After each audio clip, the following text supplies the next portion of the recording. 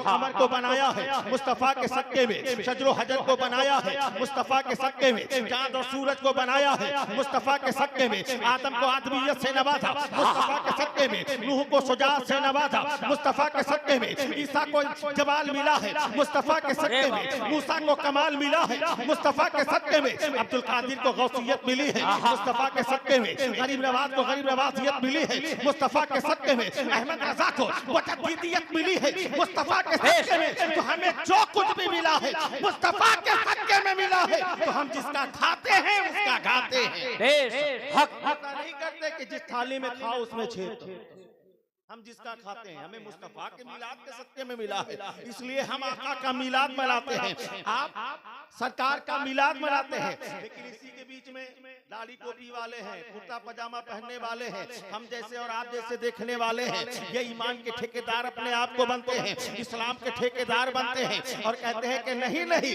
हम जश्न ईद मिलादुन नबी के कायल नहीं हैं, हम तो जलसे सीरतुन नबी के कायल हैं। अब जरा सोचो वो जलसे सीरतुन नबी मना रहे हैं, अल्हम्दुलिल्लाह हम गुलामों को जलसे सीरतुन नबी से मोहब्बत है, सुभान अल्लाह। सरकार की सीरत हमारे सर आंखों पर, लेकिन आप जरा देखो सरकार की सीरत वो कैसे बयान करते हैं। सरकार जिस घर में पैदा हुए बिल्कुल अंधेरे घर में पैदा हुए। सरकार की सीरत कैसे मनाते हैं, अपने हाथों से कपड़े सिला करते, बकरियां चराया करते थे, घर में झाड़ू दिया करते थे, रोटियां भी कभी कभी बना दिया करते थे। ऐसे थे वो नबी की सीरत इस तरीके से बयान कर रहे हैं कि नबी अपने हाथों से कपड़े सिला करते, बकरियां चराया करते, घर में झाड़ू लगाया करते।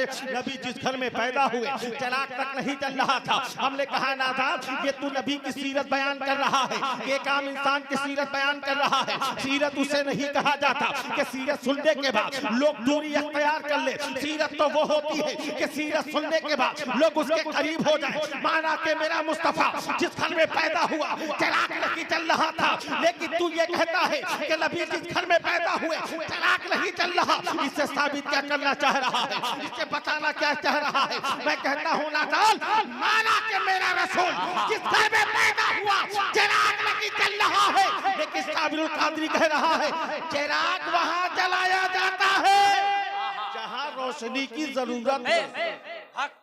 ऐसे नहीं, जरा बेदारी पैदा करो। पीछे वाले आप लोग मोहब्बत के साथ हाथ उठाकर बोलो सुभान अल्लाह। कहा चिराग वहां जलाया जाता है जहां रोशनी की जरूरत हो।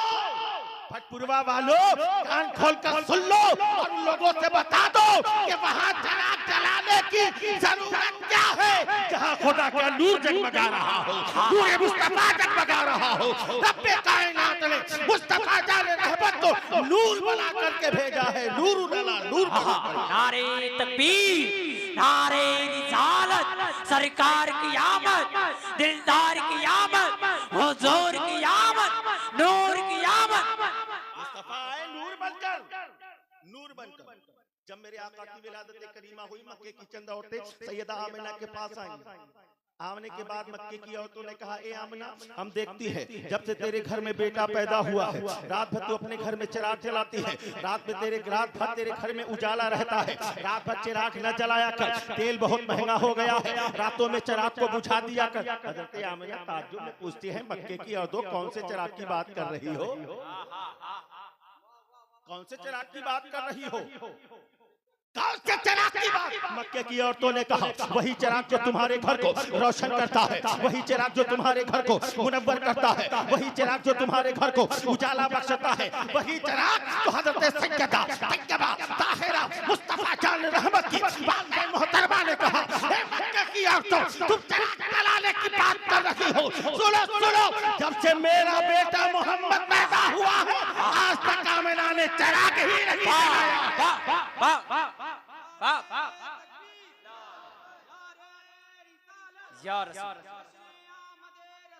जिंदाबाद, मरहबा, मरहबा, मरहबा। मेरा बेटा मोहम्मद पैदा हुआ आज तक मैंने चिराग ही नहीं जलाया। कहा फिर ये रोशनी कहां से निकलती है, ये तुम्हारा घर मुनव्वर कैसे रहता है, तुम्हारे घर में उजाला कैसे रहता है। सैयदा आमिना ने कहा कि ये रोशनी जो देखती हो ये किसी चिराग की रोशनी लगी है, मेरे बेटे मोहम्मद के चेहरे से निकलने वाली रोशनी। मुस्तफा है दुनिया में अंधेरे को उजाले में तब्दील करने के लिए। कुफ्र का अंधेरा पूरी दुनिया में फैला हुआ था, उस कुफ्र के उजाले को दूर कर अंधेरे को, कुफ्र का अंधेरा फैला, उस अंधेरे को खत्म करने के लिए मक्के की सरजमीन पर मुस्तफा जान रहमत। वरना सरकार के आने से पहले की जिंदगी के हालात देखे आप, अरब में कैसे कैसे हालात थे। बच्चियों को जिंदा दरगोर कर दिया जाता था, औरतों को पाँव की जूतियां समझते थे अरब के लोग। बेवाओं की कोई इज्जत नहीं थी, बेवाओं का कोई वकार नहीं था, दयानतदारी कोई नहीं जानता था, सदाकत क्या होती है कोई नहीं जानता था, अदालत क्या होती है कोई नहीं जानता था। ये सारी चीजें अगर मिली है, अदालत मुस्तफा की बारगाह से मिली है, सदाकत मुस्तफा की बारगाह से मिली है, शुजाअत मुस्तफा की बारगाह से मिली है, मोहब्बत मुस्तफा की बारगाह से मिली है, अकीदत मुस्तफा की बारगाह से मिली है। मुस्तफा क्या आ गए, सिद्को सफा का इंसाफ का पैकर हमें मिल गया। मुस्तफा क्या आ गए, अदल का इंसाफ, अदल का पैकर हमें अता फरमाया। मुस्तफा क्या आ गए, जीने का तरीका बता दिया। मुस्तफा क्या आ गए, बच्चियों को सीने से लगा करके बच्चियों को जिंदगी अता फरमा दिया। मुस्तफा आ गए, औरतों का मकाम बना दिया। मुस्तफा आ गए, बेवाओं की इज्जत बढ़ा। नारे तकबीर, नारे रिसालत, जश्न ईद मिलादुन नबी, नारे तकबीर, नारे रिसालत। सरकार नहीं आए थे, निस्बत का आलम क्या था, बच्चियों को दफन किया जाता था। ये सारा वाकयात आपने सुना होगा, लेकिन एक वाकया जो बड़ा मशहूर जमाना है, आप लोगों ने सुना होगा लेकिन मैं सुनाना चाहता हूँ। मेरी माँ बहनें भी बैठी है, जरा वो भी सुने। सरकार के आने से पहले अरब के लोगों को क्या हालात थे, अरब के लोगों के क्या हालात थे। मेरी माँ बहनों आप भी सुनो, और आप मुस्तफा जाने रहमत के सच्चे गुलामों आप भी सुनो। वाकया सुनाना मकसूद नहीं है, लेकिन जो उससे माखज निकलता है आप जरा उससे भी गौर कीजिए। जरा ज़हन हाजिर कीजिए, मेरे आका से आने से पहले बच्चियों का क्या हाल था। बच्चियों की कोई वकार नहीं, औरतों का कोई वकार नहीं, लेकिन औरतें कई रूप में हमारे सामने आती हैं। आज ये दुनिया कह रही है औरतों को इज्जत दो, बच्चियों को पढ़ाओ, लेकिन ये सारी चीजें 1400 साल पहले मदीने वाले मुस्तफा ने हमें अता फरमाया। सरकार ने हमें बता दिया औरतों का मकाम, बच्चियों के साथ क्या सुलूक होता था। बच्चियों को जिंदा दरगोर कर दिया जाता था, दफन बाप खुद अपने हाथों से। अरब का ये कानून था, जिसके घर में बेटी पैदा होती वो बाप अपने हाथों से कब्र खोदता, अपनी बच्ची को जिंदा दरगोर कर दिया जाता। ईरान का कानून ये था, जिस घर में बेटी पैदा होती तो वहाँ का ये कानून था कि माँ खुद अपनी बच्ची को ले जा करके वो ऊंची पहाड़ी पर छोड़ती।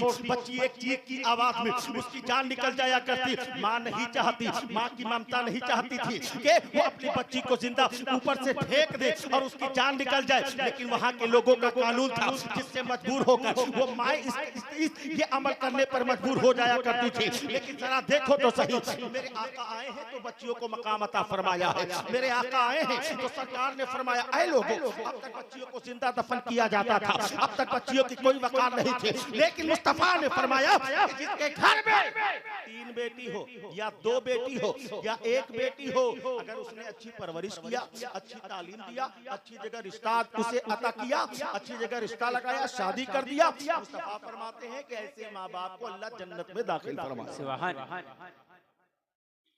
आज अगर किसी के घर में बेटी पैदा होती तो चेहरा उतर जाता है, अब बेटा पैदा होता है तो खुल जाता है। बेटी की पैदाइश पर चेहरा उतर गया, बेटे की पैदाइश पर खुश होते हो। मैं ये नहीं कहता कि बेटे की पैदाइश पर गम का इजहार करो, खुश हो, लेकिन बेटे से ज्यादा बेटियों से मोहब्बत किया करो। प्यार से बोलो, बेटे से ज्यादा बेटियों से मोहब्बत किया करो। मेरे सरकार ने फरमाया कि जब किसी के घर में बेटा पैदा होता है तो अल्लाह एक रहमत नाजिल फरमाता है, और जब किसी के घर में बेटियां पैदा होती हैं तो अल्लाह उस घर में 10 रहमतें नाजिल फरमाता है। हज़रत मूसा अलैहिस्सलाम ने अल्लाह की बारगाह में अर्ज़ किया, मौला ताला ये तो बता सही, जब किसी बंदे से खुश होता है तो क्या करता है। अल्लाह ने फरमाया कि जब मैं किसी बंदे से खुश होता हूँ तो उसके घर मेहमान भेज देता हूँ। अल्लाह जब और ज्यादा खुश होता है तब क्या करता है? अल्लाह ने फरमाया कि जब मैं और ज्यादा खुश होता हूँ तो उसके घर बेटी पैदा कर देता हूँ। सुभान तो अगर किसी के घर में बेटी पैदा हो, खुश तुम नहीं अगर हो, तो अल्लाह तो खुश हो रहा है, अल्लाह का बंदा क्यों ना खुश है? बेटियां पैदा होती हैं तो अल्लाह की खुशी का इजहार है। घर में मेहमान आते हैं तो अल्लाह की खुशी का इजहार है। अच्छा, मेहमान भी मेहमानदारी की तरह होनी चाहिए। ये नहीं कि मेहमानदारी आप ऐसे करो कि मेजबानी करने वाला वो खुद परेशान हो जाए। मेहमानी 3 दिन की ज्यादा है, 1 दिन हुआ, 2 दिन, 3 दिन, इससे ज्यादा नहीं। अगर 3 दिन से ज्यादा है तो फिर बोझ बन रहे हैं। कोई तो ऐसे मेहमानदारी करते हैं चाचा जान के 6-6 महीना खूटा गाड़ करके रहते हैं। एक साहब मिल गए और उन्होंने कहा कि मौलाना आप कहते हो कि 6 महीने से यहाँ क्या कर रहा हूँ? हमने कहा कि हाँ बिल्कुल कहेंगे यार, सारा गांव मोहल्ला कहता है, सारे लोग कहते हैं। कहा कि आप ही तो कहते हैं कि दाने दाने पर लिखा है खाने वाले का नाम। हमने कहा तो हमें तो ऐसा लगता है कि आपका दाने दाने पर नहीं, आपका बोरे बोरे पर लिखा हुआ। ऐसा मामला तो नहीं है। मेहमानदारी 1 दिन की है सही, 2 दिन की सही है, 3 दिन की सही है। 3 दिन से ज्यादा फिर बोझ बनोगे आप। 3 दिन तक आपके घर वाले इज्जत करेंगे, 3 दिन से ज्यादा होगा तो फिर कोई अहमियत नहीं होगी। फिर जब तुम पधारोगे उनके घर पे वो सोचेंगे कितनी जल्दी यहाँ से भाग जाए, कितनी जल्दी यहाँ से भाग जाए। तो अब जरा सोचे, अल्लाह जब किसी बंदे से खुश होता है तो उसके घर मेहमान भेजता है, और अल्लाह जब और ज्यादा खुश होता है तो उसके घर में बेटियां पैदा करता है। लेकिन आज हमारे घर में बेटी पैदा हो जाए तो चेहरा उतर जाता है, चेहरा उतर जाता है। लेकिन मुस्तफा ने बेटियों का मकाम बताया। जिसके घर में 3 बेटियां हो या 2 बेटियां हो या 1 बेटियां, अच्छी तरीके से तालीम किया, परवरिश किया, तालीम दिया, अच्छी जगह रिश्ता किया, अल्लाह उस बेटियों के माँ बाप को जन्नत में आला मकाम अता फरमाए। सुभान अल्लाह। अब कोई सोचता होगा कि किसी को बेटी है ना हो, अगर बेटी नहीं है और बेटी की तमन्ना है, अगर बेटी नहीं है और बेटी की तमन्ना उसके दिल में है, काश बेटी हमारे घर हो जाए, काश मेरी बच्ची हमारे घर हो जाए, तो अल्लाह के रसूल का इरशाद है कि उसे मैं जन्नत में दाखिल कर दूंगा। सोचे आप बेटियों के साथ क्या, जब सरकार ने बेटियों की ये फजीलत बयान की, एक सहाबी रसूल मुस्तफा की बारगाह में हाजिर आए और रोते हुए सरकार की बारगाह में अपनी जिंदगी का एक वाकया बयान करती है। या जब आपने, मैं ईमान नहीं लाया था, जब मैं कुफ्र और शिर्क के जमाने में था, उस वक्त मुझसे ऐसे ऐसे गुनाह हुए सरकार कि मैंने कई बेटियों को जिंदा दफन कर दिया।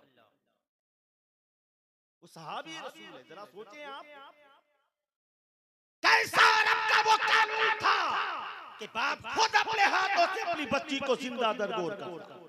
वो सहाबी रसूल मुस्तफा की बारगाह में बैठे हैं और भी बहुत सारे सहाबा हैं। वाकया आपने सुना होगा लेकिन सुनाना मकसूद नहीं है, जरा आप गौर तो कीजिए। वो सहाबी रसूल मुस्तफा की बारगाह में है, आंखों से आंसू गिर रहे हैं, अर्ज कर रहे हैं या रसूल अल्लाह, आज मुझे आपके बात सुनने के बाद मेरी जिंदगी का एक वाकया याद आ गया है, अगर हुजूर इजाजत हो तो मैं सुना दूं। इरशाद फरमाते हैं सहाबी, सुनाओ तो सही, वो कौन सा वाकया है? वो सहाबी कहते हैं या रसूल अल्लाह, जब मैं ईमान नहीं लाया था, जब मैं मुसलमान नहीं हुआ था, मैं जा रहा था तिजारत पर, हमें कई साल के बाद आना था, मेरी बीवी हामिला थी, मेरी बीवी पेट से थी, उम्मीद से थी, मैं जाने लगा तो अपनी बेगम से कहा, बेगम देखो मैं जा रहा हूँ, तुम्हारे पेट में जो औलाद पल रही है अगर वो दुनिया में आ जाए, अगर बेटा होगा तो परवरिश करना, अगर बेटी होगी तो जिंदा दफन कर देना, ये अरब का दस्तूर है, ये अरब का कानून है। ये कहकर वो साहबी कहते कि मैं चला गया।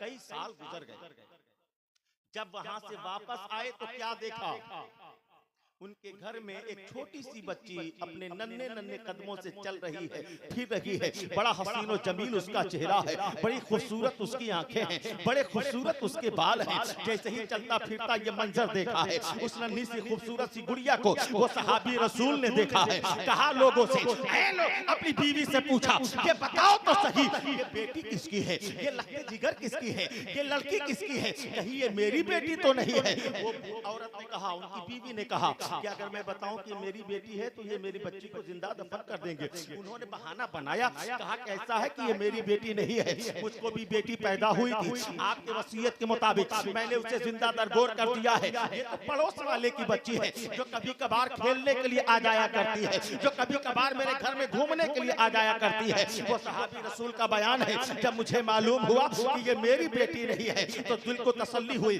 चलो अच्छा हुआ। सरदाराने कुरैश की नजरों में मैं मायूब नहीं समझा गया, मैं सरदाराने कुरैश की नजरों में गिरा नहीं हूं, वरना जमाने वाले कहते देखो देखो ये कैसा आदमी है, इसके घर में बेटी पैदा हुई है। वो सहाबी रसूल का बयान है, वो मेरे घर में लड़की आती रही जाती रही और उनकी बीवी ने अपनी बच्ची को पड़ोस वाले के घर में रख करके परवरिश किया ताकि इसके शौहर को शक न हो। अब रोजाना बच्ची आती खेलती रहती, सहाबी रसूल का बयान है बच्ची को मैं खिलाता, सीने से लगाता, गोद में उठाता, कंधे पे बिठाता, मैं बड़ा उससे प्यार करता, उसकी बातें बड़ी अच्छी लगती, मेरे हाथों को पकड़ती वो तो मुझे बड़ा प्यार आता उस पे। अब ये आलम ये हो गया कि बगैर उसके मुझे वक्त गुजारना मुश्किल हो गया। और जब बेगम ने देखा कि अब ये लड़की के बगैर अपना वक्त नहीं गुजार सकते, अब बच्ची के बगैर इनका जीना दुश्वार हो गया, बच्ची से बेतहाशा मोहब्बत हो गई, बच्ची से बेलौस प्यार कर रहे हैं, तब उस रात का इंकशाफ किया। ए मेरे शौहर, जिस बच्ची को आप गैर की बच्ची समझ रहे हो,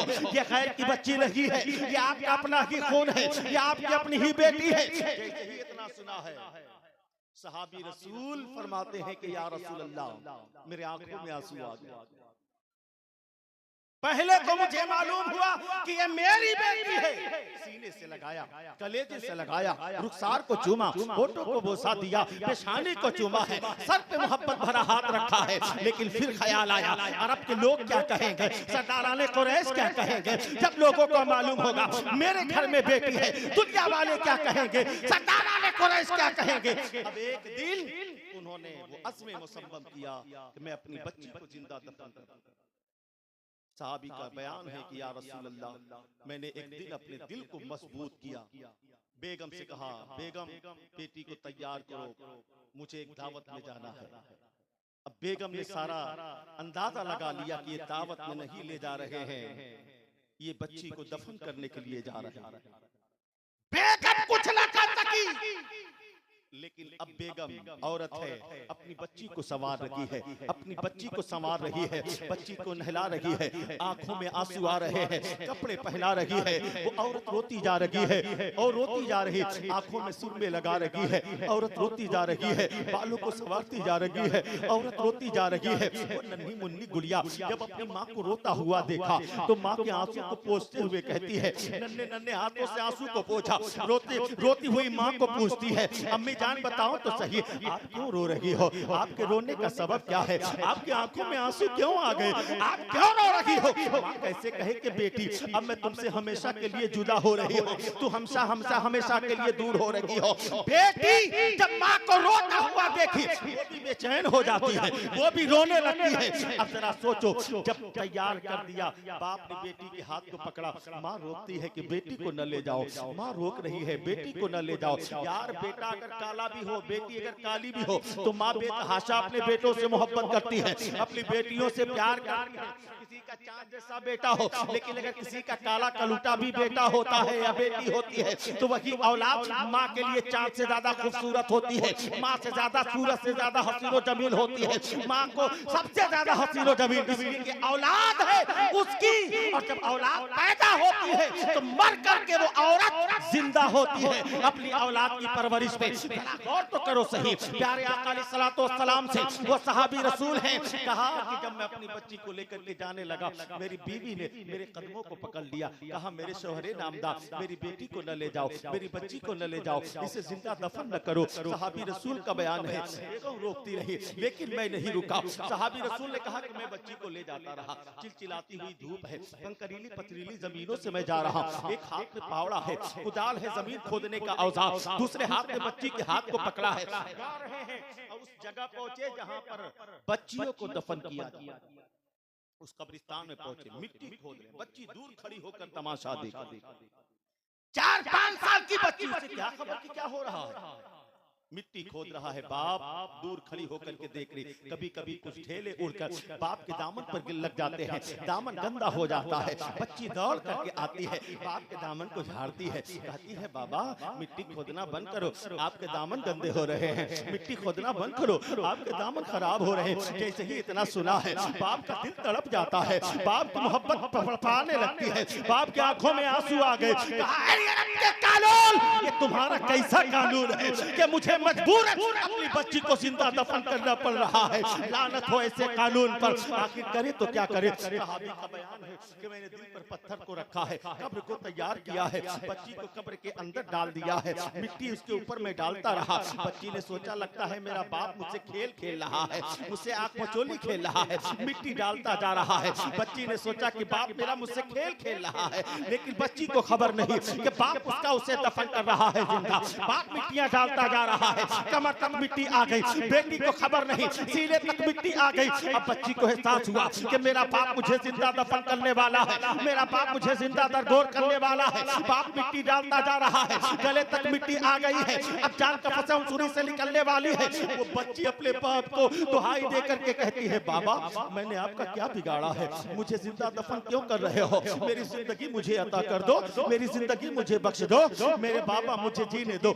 मुझे मेरी माँ के पास जाना है, मेरी माँ मुझे याद कर रही होगी, मुझे मेरी माँ मुझे याद कर रही होगी, मेरी माँ मुझे पुकार रही होगी, मुझे मेरी माँ के पास जाने दो, मुझे मेरी माँ के पास जाने दो। वो 4 साल की बच्ची है, बाप से जिंदगी की भीख मांग रही है, वो 4 साल की बच्ची है, बाप से जिंदगी की चाल की भीख मांग रही है, लेकिन बाप है मिट्टी डालता जा रहा है, बाप है मिट्टी डालता जा रहा है। आखिरकार बेटी खूब मायूस होकर बाप को दिलासे देती, कहती है बाबा जान आप मुझे मत मारो ना, मैं आपसे पैसे नहीं मांगूंगी, मैं किसी चीज का जिद नहीं करूंगी, मैं आपसे खिलौने न मांगूंगी, बस बाबा मेरी जिंदगी मुझे वापस कर दो, मैं आपके साथ भी नहीं रहूंगी बाबा, अगर मेरा साथ आपका रहना आपके साथ मेरा रहना नागवार हो, मैं आपके साथ न रहूंगी, लेकिन मेरे बाबा मेरी जिंदगी मुझे वापस कर दो। सहाबी रसूल का बयान है बच्ची मेरी भीख मांगती रही जिंदगी की, मैं बच्ची को जिंदा दफन करता रहा, जान की भीख मांगती रही, लेकिन मैं उसे जिंदा दफन करता रहा। जब बेटी को मालूम हो गया कि अब मेरा बाप मुझे जिंदा दफन कर देगा, अब मेरा बाप मुझे जिंदगी नहीं अता करेगा, अब मेरा बाप मेरी जान को ले लेगा, तब वो बच्ची बारगाह मौला में अर्ज करती है हे मौला कब तक बच्चियों को जिंदा दफन किया जाता रहेगा, कब तक बच्चियों को जिंदा दरगोर किया जाता रहेगा, कब तक बच्चियों की जिंदगी से खिलवाड़ किया जाएगा? हे मौला कोई तो ऐसा भेज दे जो बच्चियों को जिंदगी अता कर दे, कोई तो ऐसा भेज दे जो बच्चियों की जिंदगी अता कर दे, कोई तो ऐसा भेज दे जो बच्चियों के सीने से लगा ले। बारगाह मौला से आवाज आती है ऐ बच्चियों घबराने की जरूरत लगी है, अब बच्चियों की जिंदगी बचाने के लिए 12 रबीउल अव्वल को सुबह शादी के वक्त तो शब्बा के दिन अबना के घर मोहम्मद इब्ने अब्दुल्ला। वाह वाह, नारे तकबीर, नारे रिसालत, नारे रिसालत, जश्न ईद मिलादुन नबी, आमदे सरकारे मदीना, सरकार की आमद। मुस्तफा आ गए, मेरे आका आए दुनिया में, तशरीफ ले आए, 40 साल के बाद नबूवत का ऐलान फरमाया, और उसके बाद जो कानून लगाया ऐ अरब के लोगों अब तक तुमने बच्चियों को जिंदा दफन किया था, लेकिन अब बच्चियों को जिंदा दरगोर नहीं किया जाएगा, बल्कि बच्चियों को सीने से लगाया जाएगा, बच्चियों से प्यार। मुस्तफा जाने रहमत ने बच्चियों का वो वकार अता फरमाया, बेवाओं को इज्जत दी है, माँ बाप को मकाम अता फरमाया। हमारे फैज भाई कह रहे थे कि वहां साहब थोड़ा सा वालिदैन के ताल्लुक से बातें की जाए, क्यों न की जाए? सरकारे मुस्तफा ने वालिदैन का मकाम बढ़ाया है। मेरे मुस्तफा फरमाते हैं कि अगर कोई मोहब्बत के साथ अपने माँ बाप का चेहरा देख ले तो अल्लाह उसे एक हज मकबूल का सवाब अता फरमाता है। आज लोग हज करने जाते हैं, मैंने भी 2019 में हज किया, 4 लाख 5 लाख 10 लाख आज के जमाने में लग रहे हैं, पैसे खर्च हो रहे हैं हज करने। आदमी इतने पैसे हज करके खर्च करके हज करने गया, खाने काबा का तवाफ किया, सफा मरवा के सही किया, अरफात और कयाम अरफात किया, मुजल्फा किया, सारे अरकान हज को अदा किया। किसी भी हाजी से पूछो, हाजी साहब ये जो पैसे खर्च किए, जो अरकान अदा किए हैं, क्या आप गारंटी दे सकते हो अल्लाह ने आपके हज को कबूल किया? तो कोई भी हाजी ये नहीं कहेगा कि मैंने हज किया है तो अल्लाह ने हमारे हज को कबूल किया है, मेरे अरकान को अल्लाह ने मेरे अरकान को अल्लाह ने कबूल किया। कोई हाजी ये नहीं कहेगा, बल्कि हर हाजी का जवाब यही होगा, मौलाना हज करना मेरा काम था, कबूल करना खुदा का काम है। लेकिन मदीने वाले मुस्तफा फरमाते हैं, ऐ लोगों सुनो, जो मोहब्बत के साथ अपने माँ बाप का चेहरा देखता है, अल्लाह उसके घर में अल्लाह उसे एक हज मकबूल का सवाब अता फरमाता है। एक मकबूल हज का सवाब, एक मकबूल हज का सवाब अता फरमाता है। आका अलैहिस्सलातु वस्सलाम ने फरमाया, ऐ लोगों, अगर किसी के आज के जमाने में किसी घर में रोजी में बरकत नहीं होती तो क्या करते हैं? इमाम साहब के पास आएंगे, तावीज लिख दीजिए। किसी तावीज लिखने वाले बाबा के पास चले जाएंगे, तावीज लिख दीजिए। हजरत हाफिज साहब तावीज लिख दीजिए। क्यों? हमारे घर में बरकत नहीं होती, हमारे घर में बड़ा खसारा चल रहा है। ये तो होता है, घर में बरकत नहीं होती तो हम तावीजों का सहारा, ये बाबा के पास जाओ, वो पानी फुकवाओ, ये गंडा लगवाओ, ये करो वो करो, ये करते हैं हम लोग। लेकिन सुनो, मदीने वाले मुस्तफा फरमाते हैं, ऐ लोगों, अगर तुम्हारे घर में बरकत नहीं होती ना, जब सुबह उठा करो मोहब्बत के साथ माँ बाप को देख लो। जो औलाद मोहब्बत के साथ अपने माँ बाप को देखती है, अल्लाह उसके रिज्क में बेपनाह बरकतें अता फरमाता है। ये कानून अगर मिला, माँ बाप का वकार, माँ बाप की इज्जत अगर मिली है, किसी और ने नहीं दिया है, आमिना के लाल ने हमें दिया। आज माँ बाप हैं, अपनी औलाद के लिए क्या नहीं करते, लेकिन आज ये औलाद अपनी माँ बाप के लिए क्या करती है? क्या करती, जरा सोचें आप। 9 महीने तक माँ अपने बच्चे को शिकम में रखती है, अपने खून को दूध बना करके पिलाती है, सारी मुसीबतें अपने ऊपर झेलती है। और जाड़े में बच्चा पैदा है, जाड़े में बच्चा छोटा है, जाड़े में खुद जब बच्चा पेशाब करता है तो माँ उस पेशाब पर गीली जगहों पर लेटकर बच्चे को अपने सीने पर रखकर सीने की गर्मी पहुंचाती है, ताकि मेरे बेटे को जाड़े की तकलीफ ना हो। इतनी परेशानियां झेलकर माँ अपने बच्चे की परवरिश करती है। अपने लोगों की मोहब्बत से दूर जाकर, पेशो अकरबा की मोहब्बत से दूर जाकर, गांव वालों की मोहब्बत से दूर जाकर अपने देश से विदेश गया है, सारी मेहनतें किया है, मशक्कतें किया है और सारी तकलीफें झेल कर कुछ पैसा कमाया ताकि मेरे बेटे का फ्यूचर अच्छा हो जाए। बोलो, इसीलिए तो बाप मेहनत करता है कि मेरा बेटा अच्छी जिंदगी गुजारे। लेकिन जब बाप अपना सब कुछ लुटाकर बच्चे को थोड़ा सा पढ़ा लिखा देता है और बच्चा थोड़ा सा पढ़ लिख करके बड़ा आदमी हो जाता है, 4 पैसा कमाने वाला हो जाता है, तो फिर क्या होता है? क्या होता है? शादी हो गई, अब बीवी मिल गई थोड़ी ऐसी वैसी, तो फौरन घर में अलगा गुजारी हो जाती है। होता है कि नहीं? औरतें अगर चाहें तो जहन्नम बने घर को जन्नत बना दें, और औरतें अगर चाहें तो जन्नत बने घर को जहन्नम बना दें। मामले में जो अटवारा बंटवारा का होता है उसमें 7% जो है, ज्यादातर फीसद जो है औरतों की वजह से होता है। और ये सारी चीजें जो हैं सिर्फ इस्लाम से दूरी की बुनियाद पर। इस्लाम कभी भी आपस में ना इत्तेफाकी का दर्श नहीं देता है, बल्कि मोहब्बत का दर्श देता है। मेरी माँ बहनों सुनो तो सही, मेरे प्यारे आका की शहजादी ने किस तरीके से अपनी जिंदगी को गुजारा है। अगर वैसी जिंदगी आज फातिमा ज़हरा की ये कलीसा का कलीजे कर ले तो फिर घर में कुल्फतें नहीं आएंगी, मुसीबतें नहीं आएंगी, बल्कि अल्लाह उस घर में फातिमा के कदमों का सदका अता फरमाएगा। घर का माहौल मुआशरा क्या? आज बच्चा क्या करता है?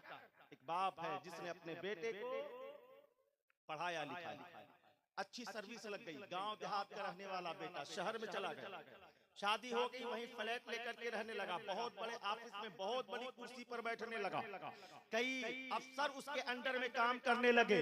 कई साल गुजर गया तो बाप ने सोचा कि मेरा बेटा कई साल हो गया वो मुझसे मिलने नहीं आया, और माँ भी सोच रही है कि मेरा लाल कई साल हो गया, मेरा बेटा अभी तक नहीं आया। जरा सोचो तो सही, माँ बाप की मोहब्बत से दूर जा गए, 5-6 साल का अरसा गुजर गया, न कभी फोन का ख्याल आया, न कभी खतो किताबत का ख्याल आया, न कभी माँ बाप के चेहरा देखने का ख्याल आया। आखिरकार वो बाप मजबूर हो गया, चलो बेटा मसरूफ होगा। बाप के दिल में बदगुमानियां नहीं है, बाप सोच रहा है चलो चलो मेरा बेटा थोड़ा मसरूफ होगा, काम काज में ज्यादा उलझ गया होगा, वक्त नहीं मिल रहा होगा, चलो मैं ही अपने बाप बेटे से मिलने के लिए चलता हूँ। अब बेटा चला, बेटा चला, बाप चला है, बाप देहात का रहने वाला, वही मैला कुचैला कपड़ा धोती लुंगी पहन करके, वो गंदा सा जो भी गमछा था सर पे बांध करके शहर पहुंचा है। मेहनत मशक्कत करने के बाद पैदल चलते चलते शहर पहुंचा और मालूम किया कि बेटा उसका कहाँ काम कर रहा, उस ऑफिस में पहुंचा। जैसे ही उस जगह पहुंचा तो क्या देखा, बाहर 2 सिक्योरिटी गार्ड खड़े हैं। इसको मालूम था कि मेरा बेटा इसी में है, पूछते हुए मालूम हुआ, कहा कि मुझको इसके अंदर जाना है, फला साहब इसी में कहा मुझको उसके अंदर जाना है, कहा कि तुम इसके अंदर नहीं जा सकते, कहा नहीं जाना है मुझे। गार्ड को हटाते हुए अंदर गया, और जैसे ही अंदर गया 6 साल 5 साल के बाद गया, तो जैसे ही बाप अंदर गया तो क्या देखा, उसका बेटा है, बहुत बड़ा अफसर बना, बहुत बड़ी कुर्सी पर बैठा है, उसके अंडर में कई अफसरान बैठे हुए थे। और जैसे ही 6 साल के बाद बाप ने अपने बेटे को देखा है, खुशी के मारे वो खिल जाता है, आंखों में मोहब्बत के आंसू आ गए, ये मेरा लाल है, ये मेरा लत्ते जिगर है, ये मेरा लूटे नजर है। बाप तो खुश हो रहा है, बाप के आंखों में तो खुशी के आंसू आ रहे हैं, तो बेटे को भी तो खुश होना चाहिए था, बेटे को भी तो खड़े होकर बाप के गले लगना चाहिए था। लेकिन बाप सोच रहा है अभी मेरा बेटा उठेगा, खड़ा होगा, मेरे सीने से लगेगा, मेरी खैरियत मालूम करेगा, माँ के बारे में पूछेगा। लेकिन बेटा न खड़ा हुआ, न बाप की खैरियत पूछा, कुर्सी पर बैठा हुआ है।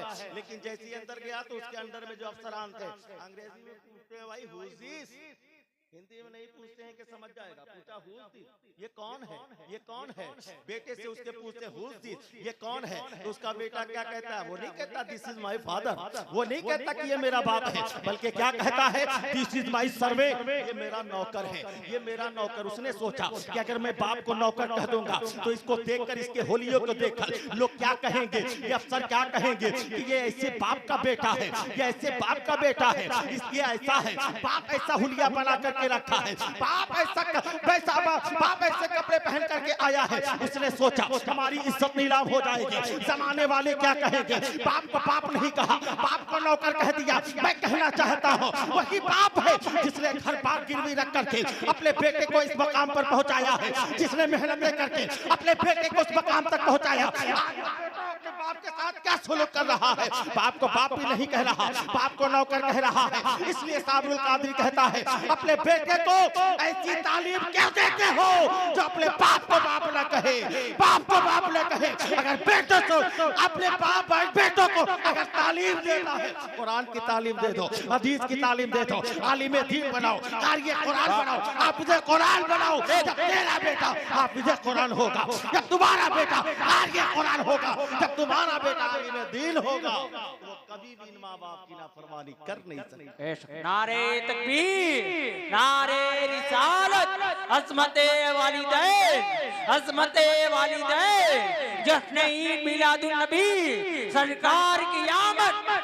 मैं ये नहीं कहता कि आप अपने बच्चों को IAS न बनाओ, PCS न बनाओ, डॉक्टर न बनाओ, इंजीनियर न बनाओ, पुलिस वाला न बनाओ, दरोगा न बनाओ, सब बनाओ, आप सब कुछ बनाओ, लेकिन सारी तालीम से पहले बच्चे को कुरान पढ़ा करके कुरान का जानने वाला बनाओ।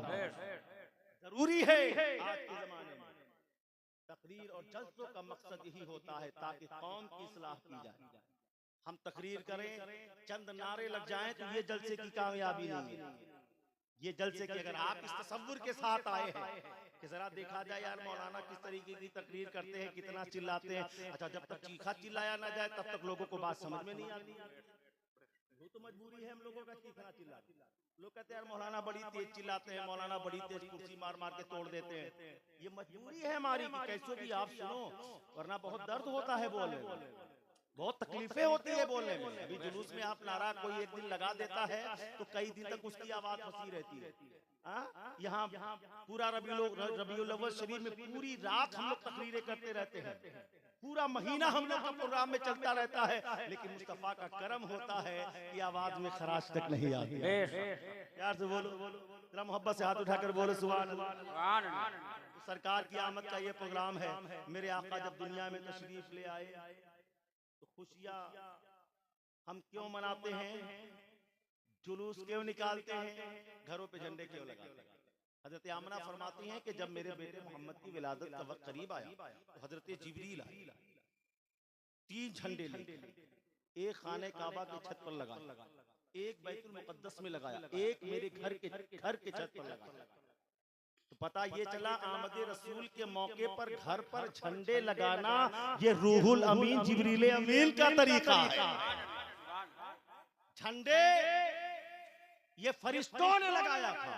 और जो जुलूस निकालते हैं तो सुनिए, जब मेरे मुस्तफा की विलादत का वक्त करीब आया, हुक्म खुदा हुआ है जिब्रील, कहा लब्बैक या खुदा, अल्लाह लब्बैक, कहा जिब्रील कहाँ हो, देखो तो सही मेरा महबूब मुस्तफा दुनिया में जा रहा है,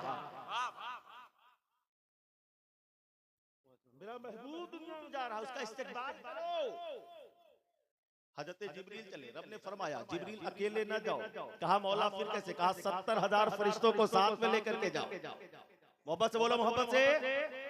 70,000 फरिश्तों को साथ में लेकर के जाओ। हजरत जिब्रील चले, मौला ने फरमाया जिब्रील खाली हाथ न जाओ, हाथों में झंडे लेकर के जाओ। हमने कहा ए मौला तबारक व तआला, आखिर जुलूस क्यों निकलवाया जा रहा है, हाथों में झंडे क्यों दिलवाए जा रहे हैं? तो बारगाह मौला से कोई आवाज आती है, कल वो दिन आने वाला है जब मेरा महबूब दुनिया में आएगा।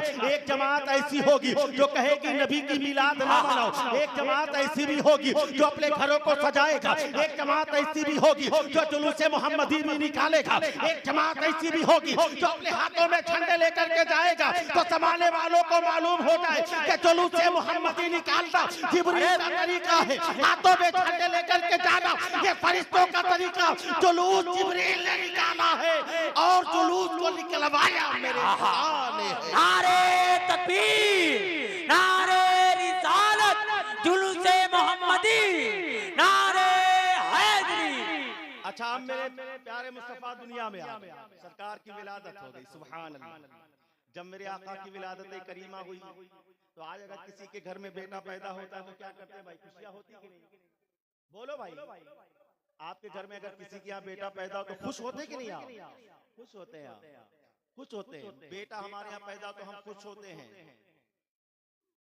और जब नबी पैदा हुए तो फरिश्तों ने खुशियां मनाया, हूरो गिलमान ने खुशियां मनाया, दफन होने वाली बच्चियां भी खुशियां मना रही है, औरतें बच्चे सारे लोग। अब हमें इज्जत और मकाम देने वाला वो मुस्तफा आ गया,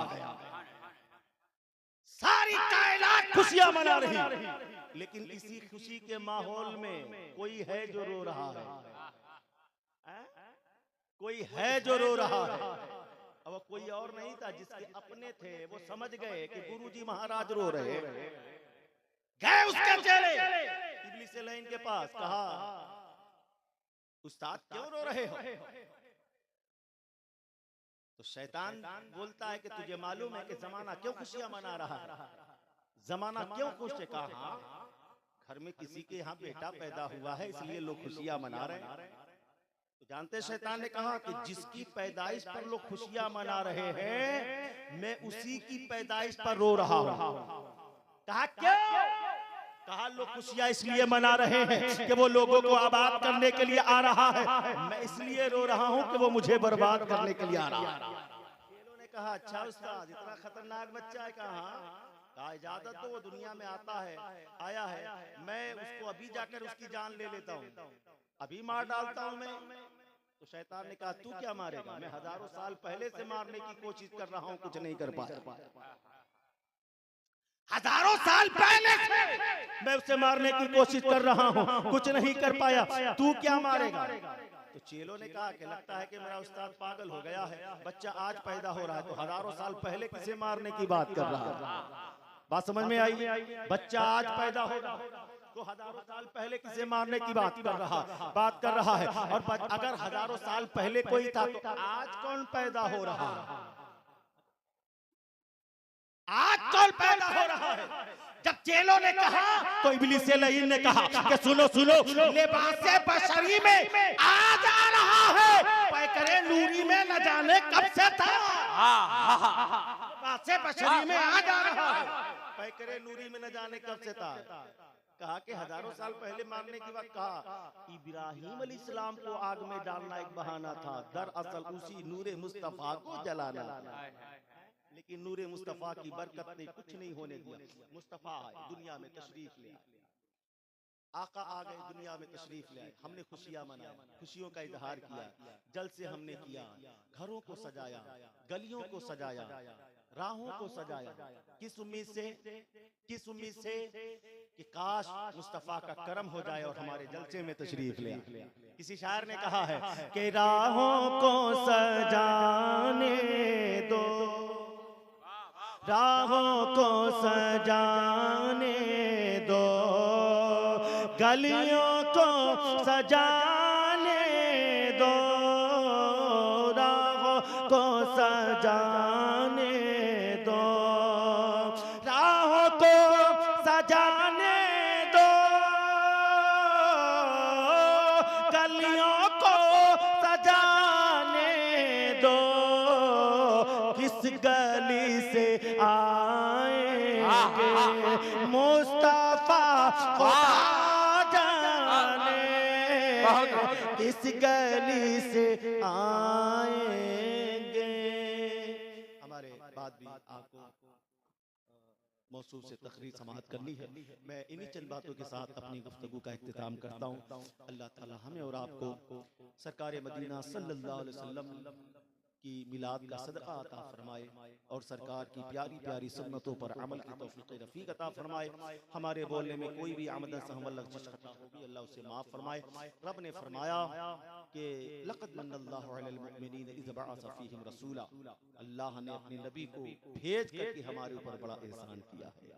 उस नबी का ये एहसान कि जिस बच्चियों को जिंदा दफन किया जाता था उसे जिंदगी अता फरमाया, जिन औरतों की कोई इज्जत नहीं थी उन औरतों को इज्जत और मकाम अता फरमाया, जिन बेवाओं को कोई अहमियत नहीं थी उसे मेरे मुस्तफ़ा ने सीने से लगा करके हजरत खदीजा को निकाह में ला करके और तो बेवाओं का एक वक़ार और बेवाओं की इज्जत बढ़ाया है। वो मुस्तफ़ा जाने रहमत का एहसान अजीम है।